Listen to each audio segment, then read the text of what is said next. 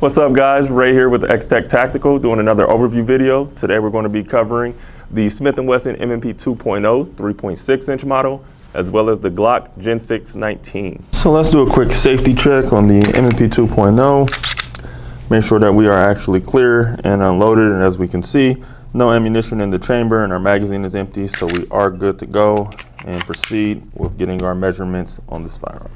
And we're going to go through and safety check the firearm, and how we're going to do that is first by removing our magazine, making sure no ammunition can get fed to the firearm, then proceed to rack and lock open our slide to check inside of our chamber there and make sure there's no live ammunition inside the chamber either. And now we know we are in a safe condition to be handling the firearm. And for the weight for the M&P 2.0 3.6 inch, that comes in at 1 pound 6.1 ounces unloaded without the magazine, and with an empty magazine 1 pound and 8.9 ounces. And now for the weight with a fully loaded 15 round magazine, that brings us to 2 pounds and 0.1 ounces, and our one extra round for the chamber, 2 pounds 0.8 ounces. Taking some measurements on the M&P 2.0 here, and this one is actually coming in from the muzzle to the end of the beaver tail right about 6 5/8 inches. So now from the bottom of the magazine to the top of our slide here, looks like we're coming in approximately at a clean 5 inches there. And to grab a quick measurement of the width, looks like from the largest portion there, we're coming in right at 1.1765. Let's go ahead and grab a quick trigger reading on the M&P 2.0. Again, verifying that there's no ammunition inside of that chamber before we do any trigger pressing. And that is coming in right at a 4.8 pounds for a stock firearm. That's not too bad. Now for the Gen 6 Glock 19 unloaded with no magazine in it, we're coming in right at 1 pound 7.2 ounces. And with an unloaded magazine, that brings us to 1 pound 9.6 ounces. Now also keep in mind this is featuring the Meprolite MPO Pro Optic on it, so that does add a little extra weight to the firearm as well as you're thinking about it in relation to a stock firearm. And with 15 rounds of ammunition to simulate a fully loaded mag, it comes in at 1 pound 15.9 ounces.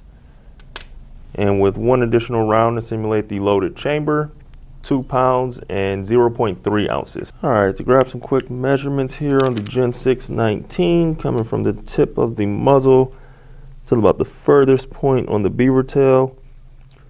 Looks like we're coming in right about 7 1/4 inches. And for the height of the lowest point of our magazine there to the top of our slide approximately, we're coming just shy of 5 inches at right about 4 7/8 of an inch.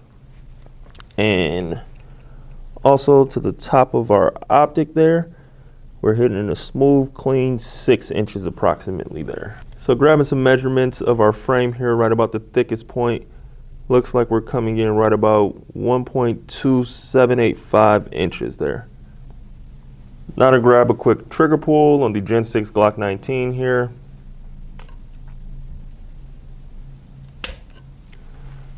5.3 pounds. So as far as optic mounting systems go, both of these do have optic ready versions and things of that sort.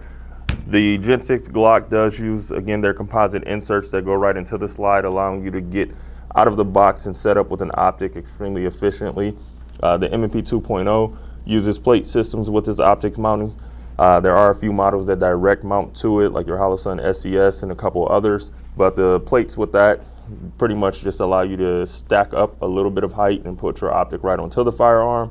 Whereas again with the Gen 6 Glock, those inserts actually inlay into the slide so you can keep your optic slightly lower, unless you have something with a little bit more of a complex or proprietary footprint for the optics mount, then in that case both systems are going to require you to do some adapters for that. So these two, comparing them kind of hand feel and fitment and things of that sort, it gets pretty interesting. Both of them kind of have a shorter grip on them for my hand size. As you guys know, I definitely can reach and cover over both of these firearms with my hand as a whole. So the 19 does tend to leave my hand, the bottom of it, with my pinky kind of riding on the magazine and extending past the grip there. And on the M&P 2.0, it really ends up about very close to the same, where we end up with the pinky kind of riding past the frame and onto the magazine a little bit for me. The one thing I will say is that both of these have really nice textures on the two of them, but for me, I feel like the grip shape of the Gen 6 Glock 19 just feels a little more ergonomic with my hand personally. But overall features between the two, both have very nice texturing. Both offer extra back straps and things like that that you can change out the sizing of the firearm with in the box. Triggers both come with the flat face trigger shoe in there. So again, you have two very nice trigger options that really are a toss up on personal preference. As far as the serrations go between the two, M&P has kind of been known for this pattern. Well, Smith has been known for this pattern on their guns, which do provide excellent traction. However, I feel like the tapered design of the Glock 19 really allows your hand to sink into the serrations of the slide a little more. So I'm going to give that nod to the Glock. But I am fond of the M&P, I will say that much. But I think so far with the Gen 6, in my opinion, ergonomics feels in the hand, I think I'm going with the Gen 6. As far as aftermarket support goes between these two, there is extensive support out there for these guns. Obviously, with Glock having such a long track record and keeping the designs very similar, there's a whole host of things that you can do between these guns. Obviously, generations are going to be a thing for compatibility with the accessories that exist, but huge support nonetheless. Sort of like XTech Tactical offering the MTX 19+5 magazines here, so you can get your extra 5-round base plates inside of there.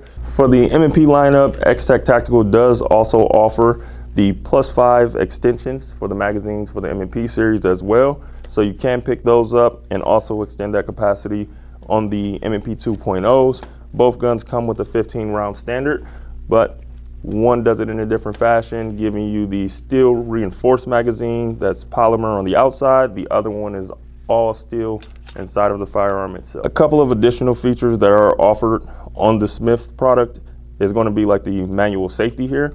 When we look at the Glock, they're known to be internally safe and having the safety tab trigger and things like that. On the M&P series, they also include the safety tab trigger, but they do also offer with and without a manual safety if that's something that would actually make you feel like more comfortable with your firearm or something. They got you covered because you have that option available. So that wraps it up for us today, guys. Let me know which one are you more interested in. The Smith and Wesson M&P 2.0, especially with some of the torture testing coming out now. Is this going to be your new champion, or do you prefer the Gen 6 Glock 19? As well as the fact that the M&P actually has an offering with a manual safety, whereas the Glock does not. Is that something that intrigues you or interests you? Does it make you more comfortable? Sound off in the comments. Remember to like, comment, and subscribe, and we'll see you next time.